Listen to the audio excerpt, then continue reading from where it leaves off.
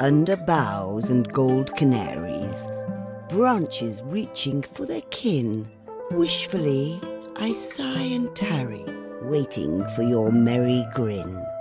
Colours jive across the sky as heavens shake their golden plumes at candy clouds and passers-by. The only missing thing is you. This is the start of a poem I wrote when I was still a young girl. I remember it vividly. I was waiting for my friend Esme in the park after school. It was a Friday.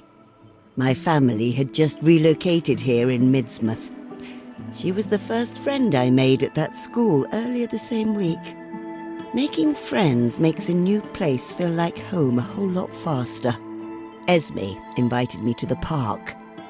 I got there first, so I sat by a tree and waited. Oh, how I waited. So much time had passed, I thought she was never going to show up. I almost missed the last bus home later that evening. But just when I thought about dusting off my skirt and leaving, Esme came running up the park hill with that big toothy smile of hers. It turned out she was busy preparing a picnic basket, one rife with goodies, and a thermos of piping hot Earl Grey. That was the best day of my life. That tree became our tree. That park, our park. But what really made that day special was when I showed the poem to Esme. She cried until her cheeks glistened. I feared I made her feel guilty about being late, but she said they were tears of joy. Despite all the poem's flaws, Esme practically begged me to write more. So I did. That memory shaped who I was to become. We stayed friends after school, but eventually she had to move. You know how life is. It likes to whisk your dearest friends to the most remote of places. But what luck! Esme is visiting again. Oh, we haven't seen each other in an age. I would love nothing more than to swing the door to my tea shop wide open when she arrives.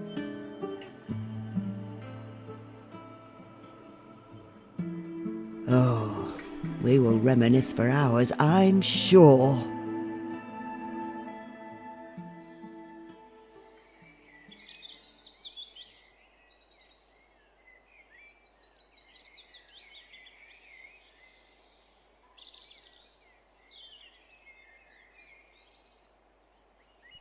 Ah, another lovely day.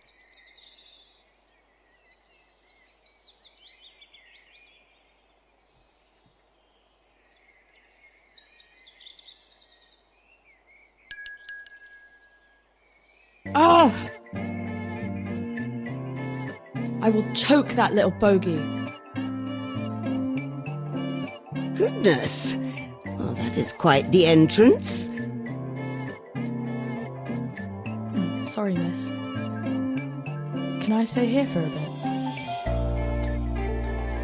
Of course. Would you like me to brew you some tea while you wait? Tea works wonders for passing the time. No, sorry. I'm not a tea kind of girl.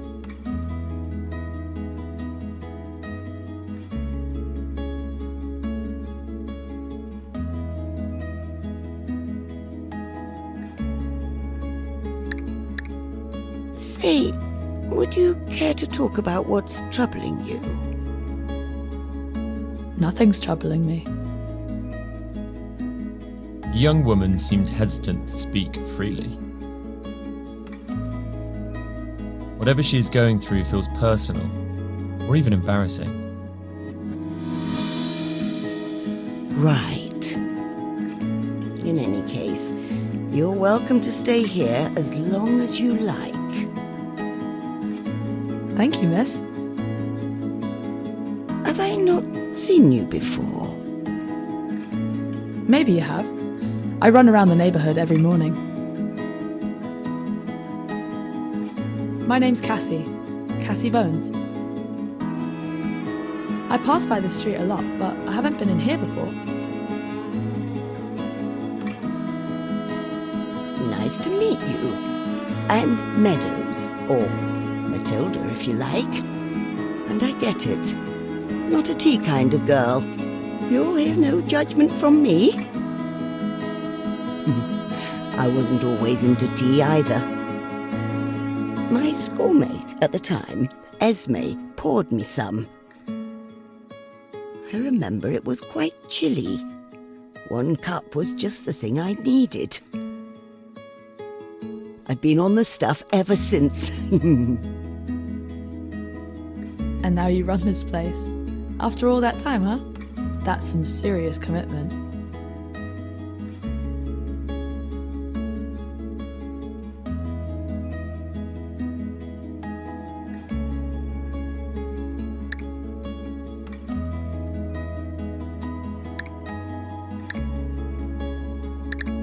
Do you have a friend you could say influenced you a lot? Yeah. Audrey. We sat next to each other all 12 years of school. Where is she now? She got accepted at a university in France. I helped her pack. We text every day. If she were here, I wouldn't be bothering you right now, miss. Oh, not at all, love. It's, my little brother Carlos. Pardon? The reason I'm hiding here. He's caught something from school, a nasty cold or something. And now he's like a sneeze machine.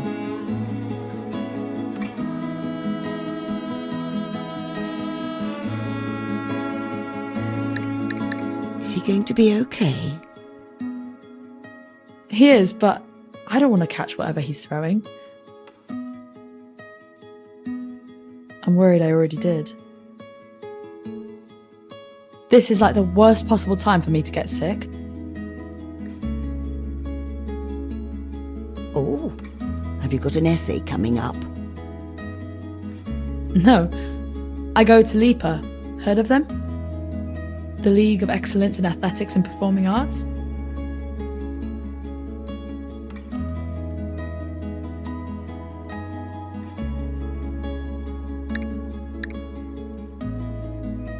Why, yes, I have. Quite a big thing, I hear. That's the one. I used to run track back in high school, and LIPA offered me a fully paid training program.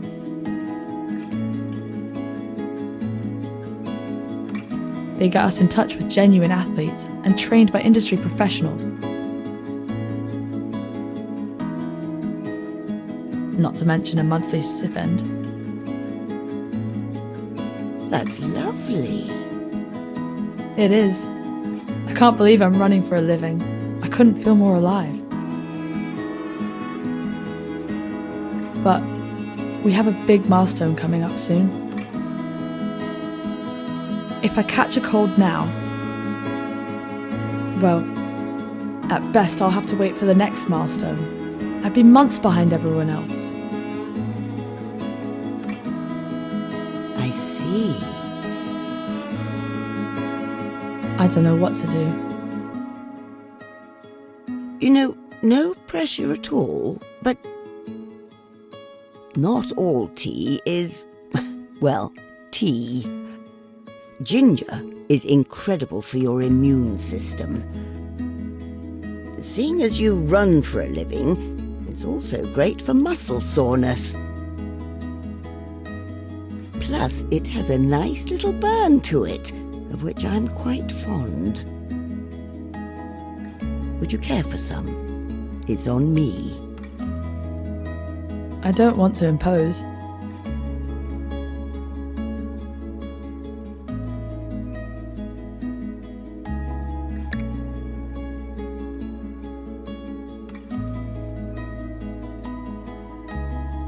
Well, you can always pay me back.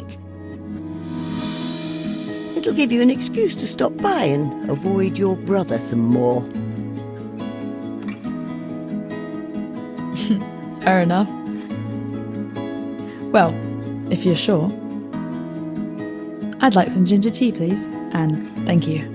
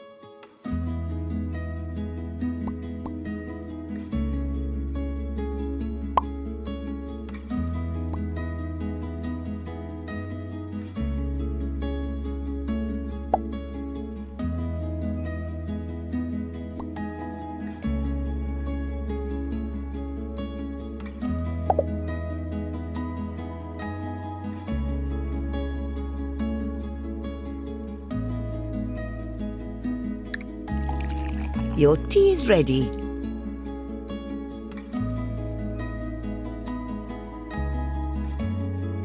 Holy, this burns! But in a good way. That's part of its appeal. A bit too strong, though. Stronger than lemonade, even. Still, I can't believe I never had this before. Thank you, miss. Any time, love. Say, those knickknacks you got there look really nice. Where'd you get them from? Oh, all over. I travelled quite a bit, and I always liked bringing something back as a reminder. Which one caught your eye the most?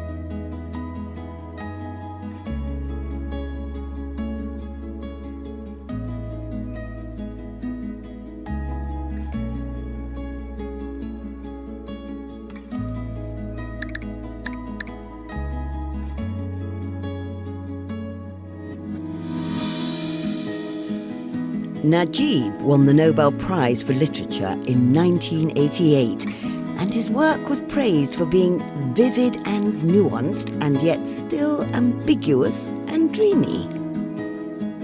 He was a philosopher before turning to fiction, and he counted Tolstoy among his greatest influences. In Najib's provocative novel, Respected Sir, he was clearly venting his frustrations about living as a civil servant for a great deal of his life. He wrote a rather powerful monologue that stuck with me to this day.